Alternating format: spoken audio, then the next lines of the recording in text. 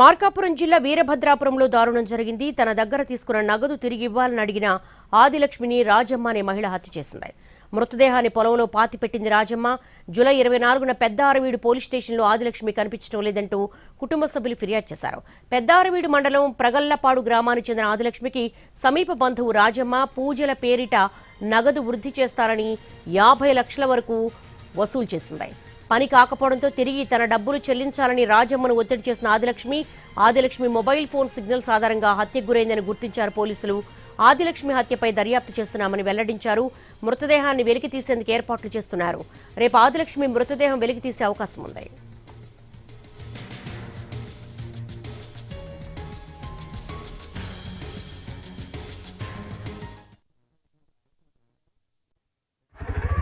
ఇలా మాకు అమ్మాయి బట్టలు కుట్టింది, కిరాణా షాప్ ఉంది.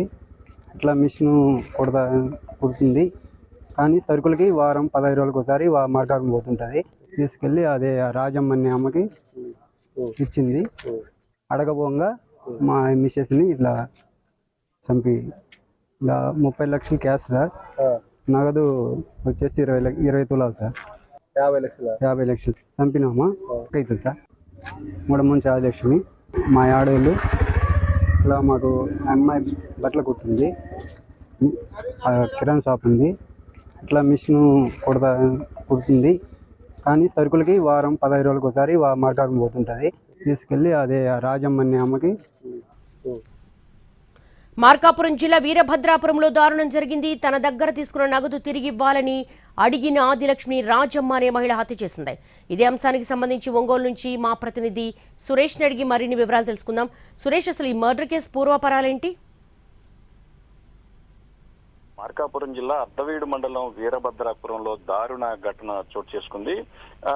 ఇచ్చిన నగదును తిరిగి ఇవ్వాలని అడిగిన ఆదిలక్ష్మి అనే మహిళపై రాజమ్మ అనే మరో మహిళ హత్యను చేసిన వైనం వెలుగులోకి వచ్చిన పరిస్థితి కనిపిస్తా ఉంది. ఏదైతే గత జూలై 21వ తేదీన ఆదిలక్ష్మి కనిపించడం లేదంటూ ఇప్పటికే పోలీస్ స్టేషన్ లో కూడా వాళ్ళ కుటుంబ సభ్యులు ఫిర్యాదు చేశారు. అయితే ఆదిలక్ష్మికి సంబంధించి రాజమ్మ మాయమాటలు చెప్పి పూజల పేరుతోటి దాదాపు 50 లక్షల రూపాయలు వసూలు చేసినట్టుగా వారి కుటుంబ సభ్యులు చెప్తున్నారు. 30 లక్షల రూపాయల నగదు, అదేవిధంగా 20 లక్షల రూపాయల బంగారం కూడా ఆదిలక్ష్మి రాజమ్మ అనే మహిళకు తీసుకొచ్చింది. తన ఇంట్లోనే ప్రత్యేక పూజలు చేస్తామని చెప్పేసి ఆదిలక్ష్మిని రాజమ్మ నమ్మించింది. దాదాపు వాళ్ళ ఇంట్లో ప్రత్యేకంగా ఏర్పాటు చేసిన పుట్టతో పాటు వివిధ విగ్రహాలకు పూజలు చేస్తాను, దాంతో మీ డబ్బులు డబుల్ త్రిబుల్ అవుతాయి అని చెప్పేసి మాయమాటలు చెప్పి డబ్బులు వసూలు చేసింది. అయితే పూజల అనంతరం కూడా ఎంతకు డబ్బులు తిరిగి ఇవ్వకపోవడంతో అనుమానం వచ్చి గత కొంతకాలంగా ఆదిలక్ష్మి రాజమ్మను డబ్బుల విషయమై ఒత్తిడి చేస్తోంది. ఆమె ఫోను ఎత్తకపోవడంతో గత నెలలో ఆదిలక్ష్మి రాజమ్మ ఉండే ప్రాంతానికి వచ్చి ఆమెను డబ్బులు ఇవ్వాలని గట్టిగా డిమాండ్ చేసిన నేపథ్యంలో అయితే ఇద్దరి మధ్య ఏం జరిగిందనే విషయాలు పూర్తిగా బయటకు రానప్పటికీ మొత్తం పెద్దారవీడు మండలం ప్రగల్లపాడుకు చెందిన ఆదిలక్ష్మిని రాజమ్మ హత్య చేసింది. హత్య అనంతరం ఆమె మృతదేహాన్ని కూడా తాను కౌలుకు తీసుకున్న పొలానికి దాదాపు 2 కిలోమీటర్ల దూరం మోసుకు వెళ్లి పాతిపెట్టినట్లుగా పోలీసులు గుర్తించినట్లు తెలుస్తుంది. ఏదైతే కుటుంబ సభ్యుల ఫిర్యాదు ఆధారంగా ఆదిలక్ష్మి వాడే మొబైల్ నంబర్ లాస్ట్ సిగ్నల్ ను ట్రేస్ చేసిన అనంతరం అసలు ఏం జరుగుతుందనేది పోలీసులు ప్రాథమికంగా విచారణ చేశారు.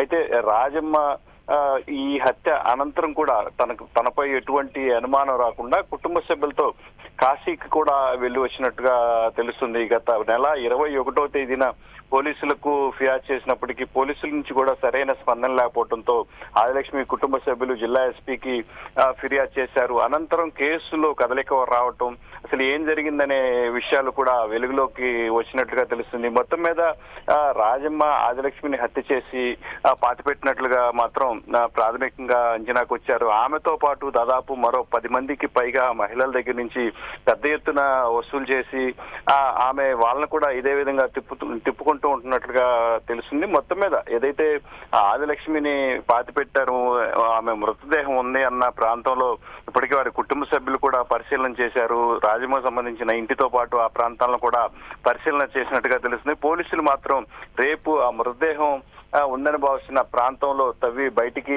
తీసే పరిస్థితి అయితే ఉంది.